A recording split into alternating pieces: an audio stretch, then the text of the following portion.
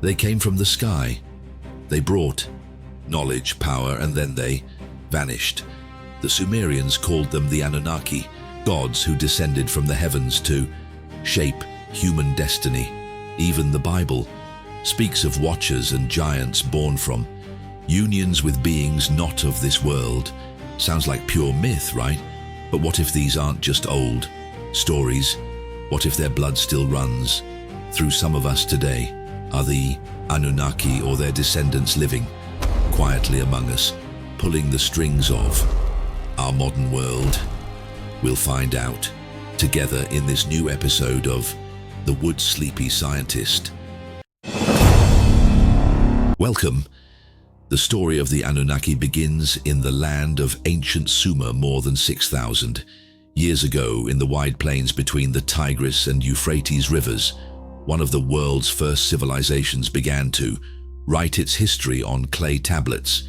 These people were the Sumerians, and in their earliest writings they told of powerful beings who came from the heavens, beings they called the Anunnaki. According to the Sumerians, the Anunnaki were not ordinary gods.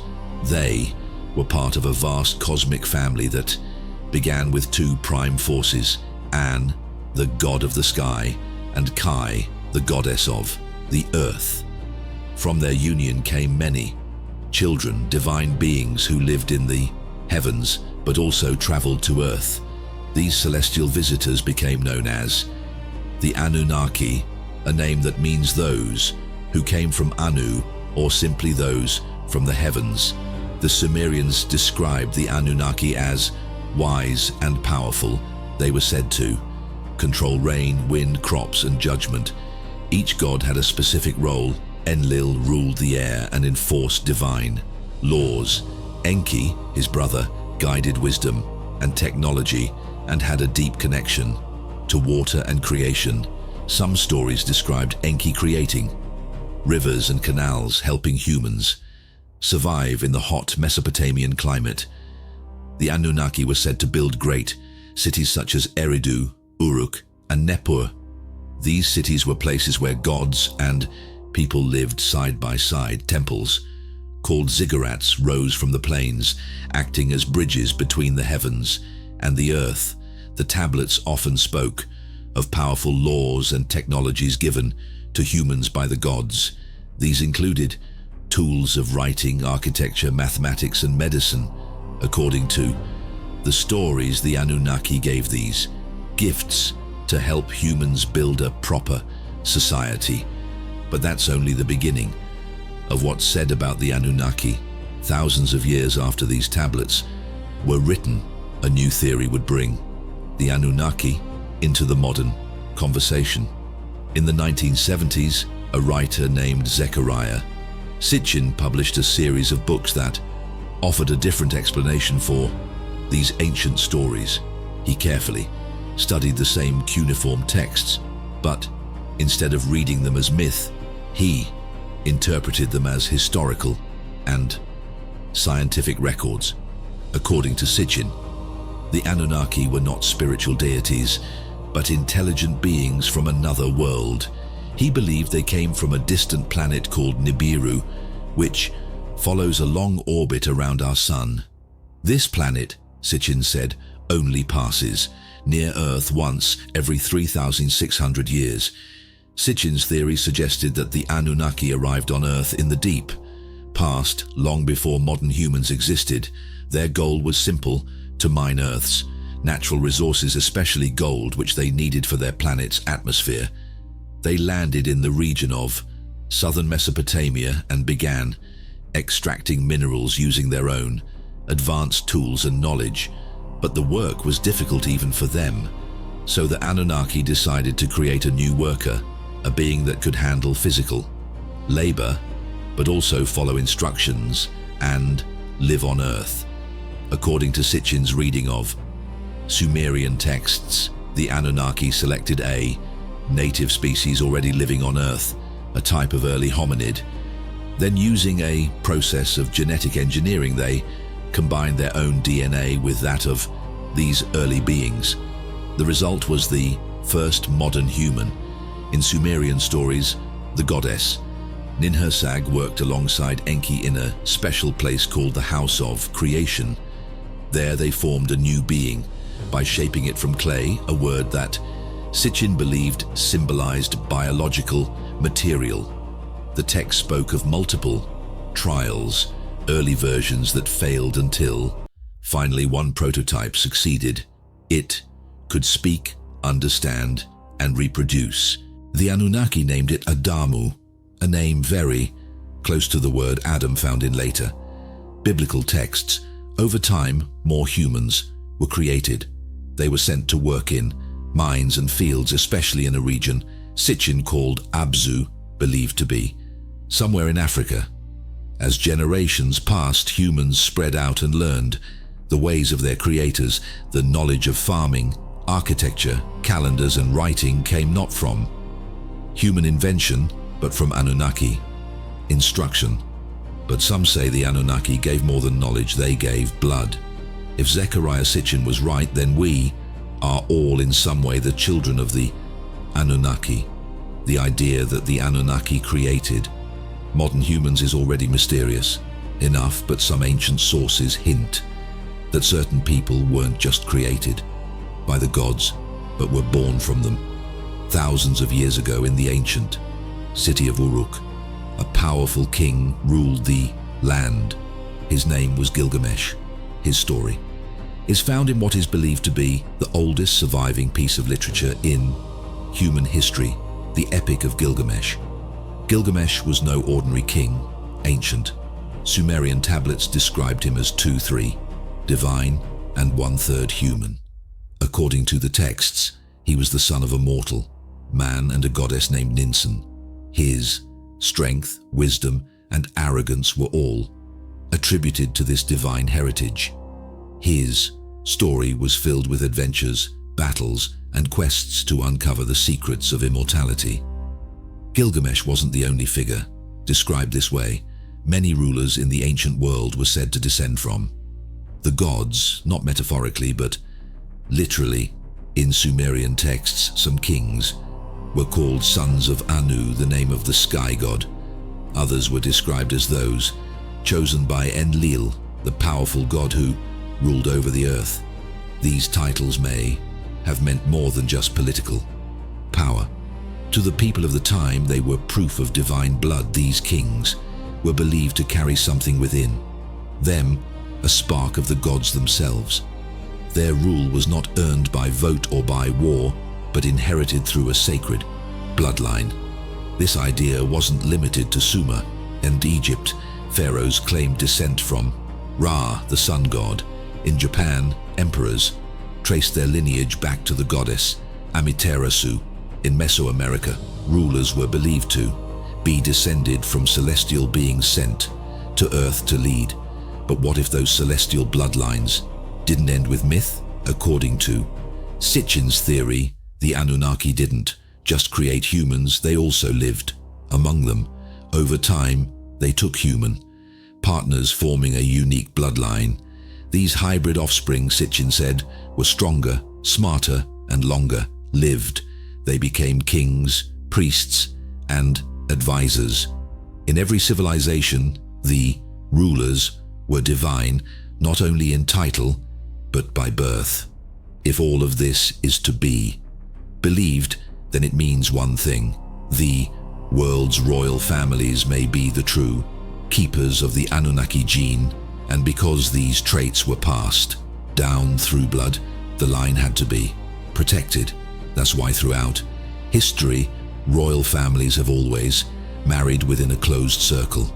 In Europe, Asia, Africa, and the Americas, kings, queens, and emperors have carefully preserved their lineage, often at great political and personal cost. This brings us to one of the most mysterious clues in modern science, the Rh negative blood type. Most people in the world, about 85%, have Rh positive blood. That means they carry a protein on their red blood cells, known as the Rh factor or rhesus factor, but around 15% of the human population doesn't have this protein. For Rh negative individuals receiving blood from a positive donor can trigger a serious immune reaction. Even more, curiously, if an Rh negative woman becomes pregnant with an Rh positive baby, her immune system may attack the fetus, treating her own child as a threat. Doctors today can manage this condition with medication, but in the past, it often led to tragic outcomes. This biological barrier raised an important question. If all humans come from the same ancestors, why would this kind of rejection happen? Some researchers believe this could point to something ancient, a divergence in the human story that goes far deeper than we're taught in school. Rh negative blood may not have evolved naturally in the same way as Rh positive blood. In fact, some believe it didn't evolve at all. But if it didn't come from us, then where did it come from? Rh negative blood is most common in Europe and especially concentrated in one place, the Pyrenees Mountains between France and Spain. Here, in this isolated region, lives a unique ethnic group known as the Basques, and they are different in more ways than one. The Basque people speak a language unlike any other in the world. It has no clear connection to Latin, Celtic, or Germanic languages. Their customs are old, their roots mysterious, and up to 35% of the Basque population has Rh negative blood, more than double the global average. Some theorists believe the Bees, descendants of Atlantis, a lost civilization often described as far more advanced than any other of its time. According to this idea, the survivors of Atlantis carried with them not only advanced knowledge but also a unique genetic legacy, because Atlantis is sometimes linked to ancient visitors or teachers from the stars. Many researchers have drawn a connection between the Atlantans and the Anunnaki. If the Anunnaki once shared their knowledge with early humans, then it's possible they played a role in shaping the Atlantean world as well. And just when the mystery seemed strange enough, it got even stranger. Even beyond the Basques, people with Rh negative blood often report unusual traits, but it's not just biology that makes this blood type so intriguing. It's the mystery of its origin. Rh negative blood didn't appear in the Americas, Asia, or sub-Saharan Africa until after European colonization. That means it wasn't naturally present in the human populations of those regions. It had to be introduced. This challenges the conventional out of Africa model of human evolution, which holds that all humans descended from a single source. If that were the case, Rh negative blood should have existed everywhere. But it didn't. It seems to have come from one place and spread outward from there. So, what could this mean? Some believe Rh negative blood is a genetic marker left behind by the Anunnaki. If the Anunnaki had a different biological structure than Earthborn life, their genes may have been incompatible with the humans they helped engineer, and Rh negative blood could be the result of that cross species mixing. Does it mean that everyone with Rh negative blood is in some way a descendant of the Anunnaki?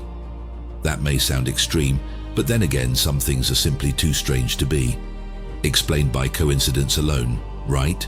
Another controversial voice in the world of ancient mysteries is a British writer named David Icke.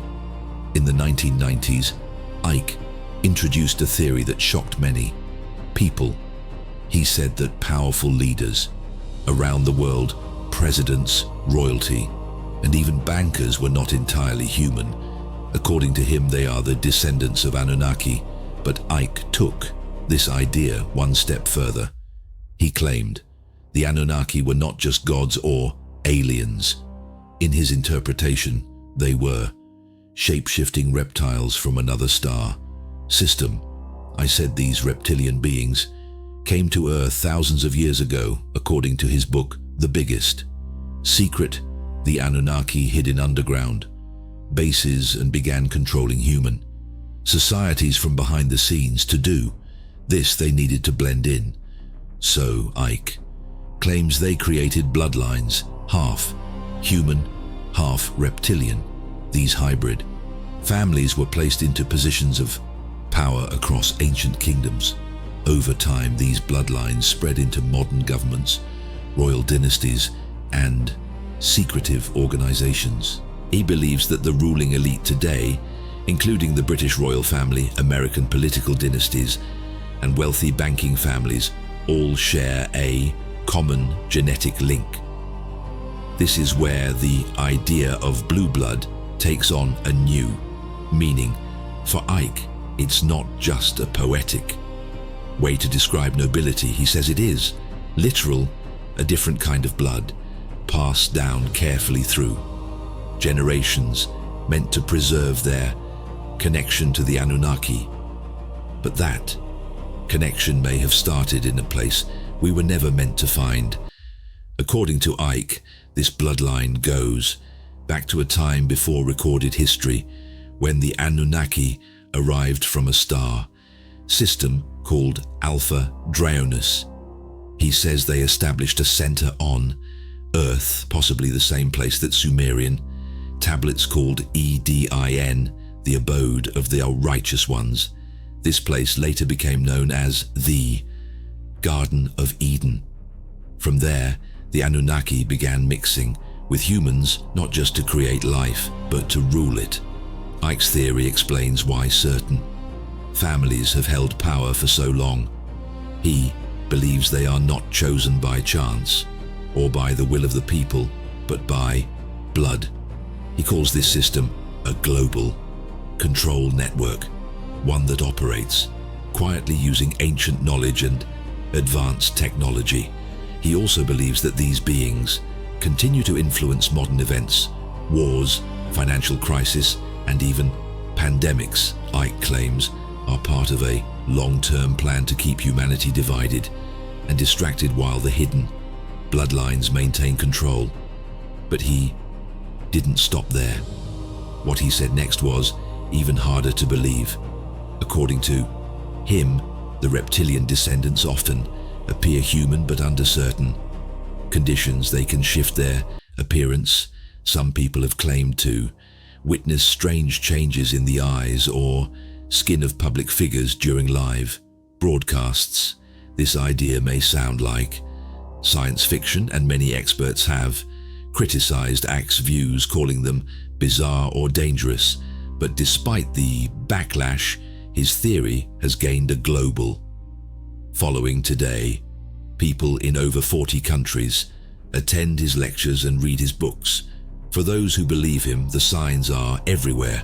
The concentration of power in certain families, the secrecy of elite groups, and the repeated use of ancient symbols. They say the same bloodline has ruled from ancient Sumer to Egypt to medieval Europe and all the way into the boardrooms and parliaments of today. And at the heart of this theory is one striking idea that some humans even now may not be fully human at all. But why would these ancient beings want their descendants in power? Ike believes the answer is control. He says the Anunnaki feed not only on resources, but on human fear and conflict. By keeping humans divided through war, poverty, and political chaos, they maintain their influence and energy. And by placing their bloodline in the highest positions of authority, they ensure their goals continue, generation after generation. What's even more disturbing is that a story similar to the Anunnaki appears in the Bible itself. But what if they were really writing about the same beings, only under a different name, according to one of the oldest and most mysterious verses in the Bible? Strange beings once walked the earth. In the book of Genesis 6-4 it says, "There were giants in the earth in those days, and also after that, when the sons of God came in unto the daughters of men, and they bare children to them. These giants are known as the Nephilim." Many researchers believe they were not just big people, but hybrids. According to this theory, the sons of God were not ordinary men. They were powerful beings. From the heavens, some believe these were the same entities known in Mesopotamian texts as the Anunnaki, advanced beings or fallen angels who descended to earth. In this view, the Anunnaki of ancient Sumer and the fallen angels of the Bible are one and the same. Both are described as beings who came from the sky, shared advanced knowledge, and later crossed a forbidden line, mating with human women. Their children were the Nephilim, a race said to be taller, stronger, and more violent than normal people. These Nephilim became feared across the ancient world. Their presence, some believe, was one of the reasons for the Great Flood. In the story of Noah, God sees the earth filled with corruption and violence and chooses to wipe out nearly all life. The Bible suggests the Nephilim were destroyed in the flood, but that might not be the full story. In later books of the Bible, after the time of Noah, strange groups begin to appear again. People who were taller, stronger, and more terrifying than normal men. The first are the Anakim. These giants were described in the book of Numbers. When Israelite spies entered the land of Canaan, the spies returned with a warning. We saw the Nephilim there. The descendants of Anch come from the Nephilim. We seemed like grasshoppers in our own eyes. The Anakim were believed to be direct descendants of the Nephilim. They lived in fortified cities high in the hills. In some texts, they are even described as the sons of Anak, a mysterious figure who may have been a post-flood hybrid himself. Another group mentioned in the Bible is the Rephaim. They were also giants and lived in the same region. Some of their cities were described as having enormous stone beds and dwellings. Other names appear too: the Emim, the Zuzim, and the Zamzumim, all said to be mighty and large people who once lived in the lands around Canaan. Over time, many of these giant tribes were pushed out or defeated by the Israelites. Some escaped to Philistine cities on the coast, where one of the most famous giants in history would later appear. One of the last known giants in the Bible was Goliath. Described in the first book of Samuel, he was a warrior from the city of Gath. He stood over 9 ft tall and wore armor too heavy for most men to carry. Goliath's size, strength, and fearsome presence made him unlike any normal soldier. Many believe he was a direct descendant of the Anakim, one of the last living reminders of the Nephilim bloodline. Some theorists believe traces of Nephilim DNA still exist in certain human families, especially those tied to ancient tribes, royal lines, or priesthoods. These people might not be giants, but they may carry something unusual in their genes: strength, intelligence, or even a different kind of blood. So are the Anunnaki descendants among us today? The truth is that we may never know for sure if today's royal families carry the blood of the Anunnaki, or if world leaders really have blue blood from shape-shifting reptiles who came from the stars. But one thing is clear: something once walked this earth that was not fully human. In modern times, stories have surfaced that seem to echo the ancient tales, are stories of giants with strange features and impossible strength seen by people who had no reason to lie. Take, for example, the giant of Kandahar. In 2002, during a military mission in the remote mountains of Afghanistan, a group of American soldiers came upon a strange cave. What they found inside would never appear in any official report. According to interviews with former military personnel, a massive humanoid creature emerged from the shadows, at least 12 ft tall, with fiery red hair, pale skin, 6 fingers on each hand, and a weapon the size of a telephone pole. The creature attacked with incredible speed, killing one soldier instantly. The rest opened fire using everything they had. After a long battle, the giant finally collapsed, but before anyone could document it, a helicopter arrived, took the body and flew off. It was never seen again. The military went silent, but the soldiers never forgot. Then there's Lovelock Cave in Nevada. Back in 1911, miners searching for bat guano stumbled upon something much more shocking. The preserved remains of red-haired giants measuring between 8 and 10 feet tall. Archaeologists recovered sandals over 15 in long and tools made for hands far bigger than ours. Local, native tribes like the Pute had long told stories of the Siar, a race of violent red-haired giants who once roamed the region.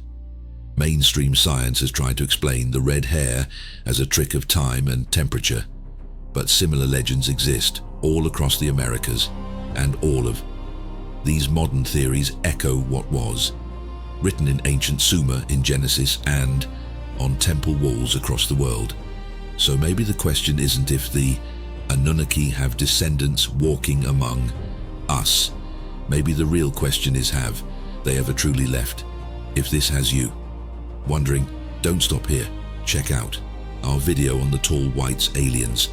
Some say are living quietly among us even now, or dive into the ice wall, guardians, and find out why so many believe something is watching us from beyond the Antarctic ice walls. If you enjoyed this, give it a like and subscribe. Keep your minds open, and until we meet again,